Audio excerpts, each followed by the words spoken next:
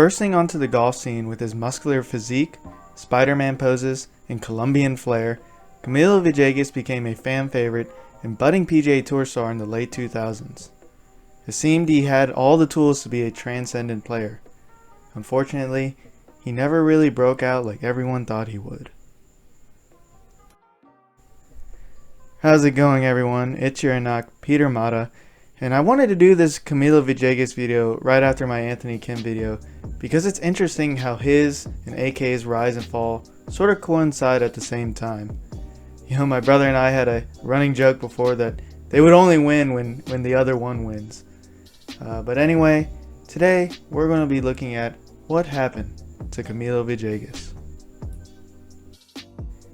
Son of architects Fernando and Luz Marina Villegas, Camilo was born in Medellin, Colombia.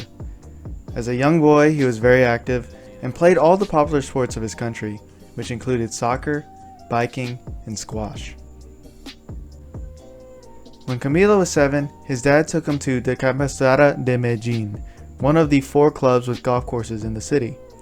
As the story goes, after hitting just a few shots, Camilo found the sport he wanted to play. On why he chose golf over the other sports growing up, Camilo said, quote, "Soccer was not a sport I really loved. I really enjoyed biking and I liked playing squash, but I really loved golf. Golf was the one that I really wanted to do better, the one I worked the hardest on, the one I had the most passion about. There was something about it I really enjoyed. I knew golf was the one I wanted to do special things with." Under the tutelage of Club Pro Rogelio Gonzalez in the sport of the Colombian Golf Federation, Camilo became one of the country's best players by the age of 13. Camilo cherished all the opportunities that came with his skills. He said, quote, "One of the best things about playing golf in Colombia is that if you are a good one, you get a lot of opportunities to represent your country. Being the 3rd best player in Colombia is a lot easier than being the 3rd best player in the United States." As Camilo continued to improve, so did his results and opportunities. He began winning and contending in major junior tournaments, not only in Colombia, but also in the US. He attracted a lot of different US colleges that wanted to recruit him, but ultimately he chose the University of Florida. He liked that there was another Colombian on the team, Camilo Bendetti, and he admired the track record that head coach Buddy Alexander had built while running the program. When Camilo arrived at the University of Florida, he was both the shortest hitter and the smallest player on the team, at 5'9" and 140 pounds. Camilo and Coach Alexander were dedicated to change this fact by the time he left Florida. And they did just that. By the time he left Florida, Camilo had gained 20 pounds of muscle and was the longest player on the team. He was known for his discipline and dedication to be better, and the results continued to show. He won multiple college tournaments, broke Chris DeMarco's school records, and was a first-team All-American. In 2004, Camilo turned pro, noted not only because of his golf, but also his presence and the way he carried himself. And because of that, he received a lot of opportunities. That year, he received sponsor exemptions into 7 PGA Tour events, the maximum allowed to any player. He also picked up IMG to represent him as a sports agency. For reference, they are a mega sports agency who previously represented the likes of Arnold Palmer and Tiger Woods. Clark Jones, the senior vice president of the agency then, said it best, quote, "Right when you meet him, you realize he's got something. You realize how organized and dedicated he is. He was a great student, very diligent, very mature, and he's got that Latin flair." Unfortunately, Camilo's early results on the PGA Tour were inconsistent, and he also missed gaining his card through Q School in 2004. Thus, for the 2005 season, he cut his teeth on the Nationwide Tour.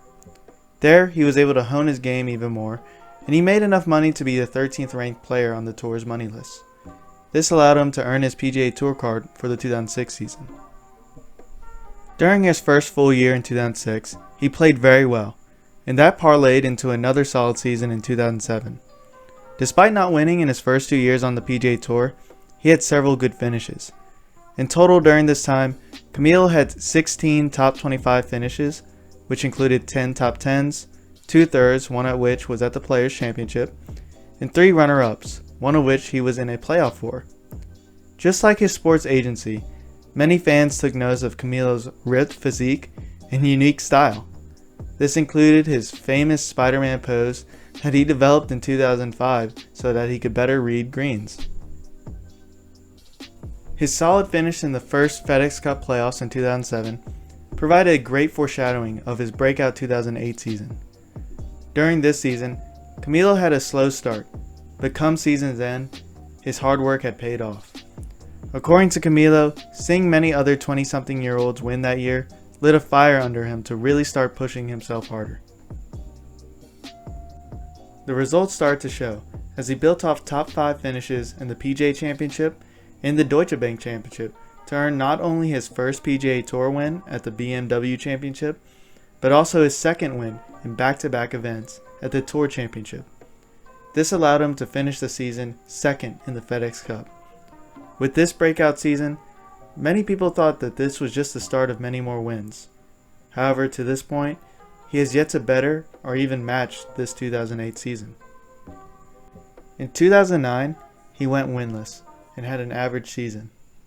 It wasn't necessarily bad, as he only missed 2 cuts and had 10 top 25s, but he really didn't have any high finishes, memorable moments, and his 0-4-4 performance at that year's President's Cup contributed to the Internationals team loss. In 2010, he fared much better, as he earned his 3rd PGA Tour win at the Honda Classic. Other than that, he had 8 top 25 finishes, including 6 top 10s and a 3rd place finish at the WGC Accenture Match Play. Overall, he finished 20th in the FedEx Cup playoffs by season's end, and it seemed that maybe he had gone back on the track of stardom. Unfortunately, his consistency seemed to slump off from this point. While he did notch his 4th PGA Tour win at the 2014 Wyndham Championship, these next several years between 2011 and 2018 left a lot to be desired. In 2011, he had a decent season, which was very similar to his 2009 season, but for the first time, he missed the Tour Championship. In 2012, he lost his PGA Tour card altogether. He only made 15 out of 25 cuts that season and did not notch a single top 10. Since he was one of the most popular players on tour and a past champion, he was still able to piece together a full PGA Tour schedule for 2013. Like I said, he did notch his 4th PGA Tour win in 2014, but other than that, from 2013 to 2016, he was only doing enough to keep his card. In 106 events, he only made 67 of those cuts, had only 15 top 25s, and just 2 top 10s. Since he was battling for his tour card, he even missed a chance to represent Colombia at the 2016 Olympics when golf returned to the sports rotation. Ultimately, he was forced to go to the Web.com Tour Finals in 2016 to try to earn his card back, but unfortunately, he could not retain it, and just like in 2013, he only had conditional status and had to rely on his popularity and past champion status for 2017. In 2017, he did almost notch his 5th PGA Tour win when he lost in a playoff in the RSM Classic. He built off that result and had a good enough season to keep his card for 2018. However, it was still a far cry from where everyone thought he would be by then. In the 2018 season, Camilo struggled from the get-go. In April of that year, it was reported he was suffering from a major injury on the right shoulder. This kept him out of golf action from April of that year to all the way through the entire 2019. So far in 2020, he's played more on the Korn Ferry Tour than the PGA Tour. His only start on the PGA Tour has been the Honda Classic this season, and he missed the cut there. His showing on the Korn Ferry Tour has been promising though, as he was able to notch a tied 4th in an event in Colombia before the COVID-19 stoppage.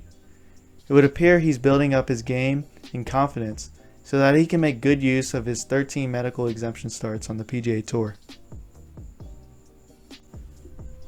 Of course, recently, we've all heard the terrible news that his 1-year-old daughter Mia is battling cancer. At the first Korn Ferry Tour event after the COVID-19 stoppage, Camilo revealed this news at a press conference, and he was clearly shaken by it. Certainly this is a tough situation, and I know I, along with many others, are praying and sending good energy to the Villegas family. So what exactly did happen to Camilo Villegas? Why did he not break out into superstardom like everyone thought? Well, there are a few possible answers. In an interview back in 2016, Camilo himself shed some light regarding his inconsistencies after 2010. Quote, "Something gets off and it just starts snowballing.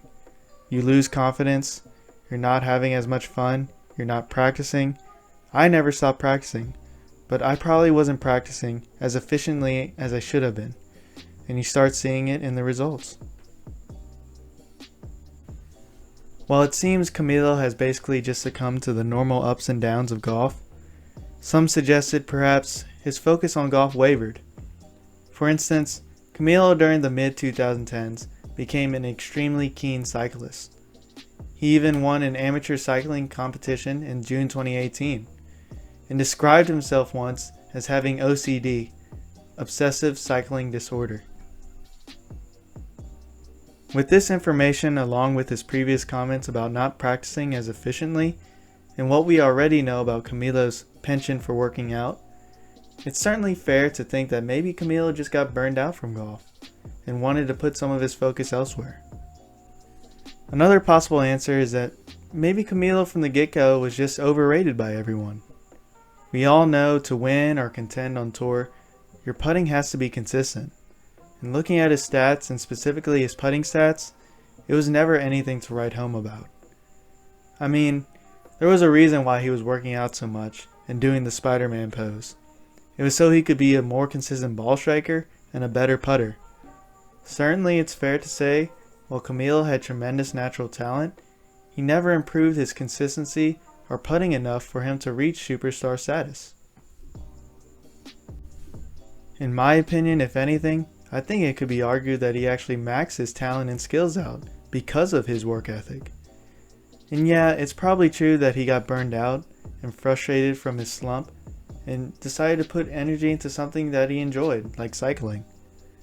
I'm not trying to make excuses for Camilo, but I think anyone who's competed in high-level golf for a period of time can understand getting to a point of burnout when the hard work is not producing the results you want. And yeah, do I think he was a little overrated? Probably. But I think why people rated him so highly was because Camilo was different and seemed to carry himself in an attractive way. From observing him, he seems to have a great attitude, great work ethic, got that Latin flair working for him. He's pretty damn good at golf, and he's a pretty decent looking dude. So it's understandable why people would want him to be a star in golf. Like I said, I did Anthony Kim's video and now Camilo's video first because out of that crop of young players that came out around that 2006 to 2008 time, they were the most hyped. Guys like Bubba Watson and JB Holmes, who were not as hyped, have had and are still having the success and consistency that we all thought AK and Camilo were capable of. At the end of the day, golf fans miss seeing Camilo Villegas contending in big time events. He has something about him that makes you want to cheer for his success. Especially now, after hearing the story about his daughter, I for one am cheering even harder for Camilo to regain his form and become a winner again on the PGA Tour. What do you guys think? Was Camilo overrated or fairly rated? Did you think he was destined for more wins by now? Do you think he'll be able to regain his form and win again on the PGA Tour? I'm interested to hear. I appreciate y'all for watching. Please like, subscribe, and comment below. Your words mean something to me.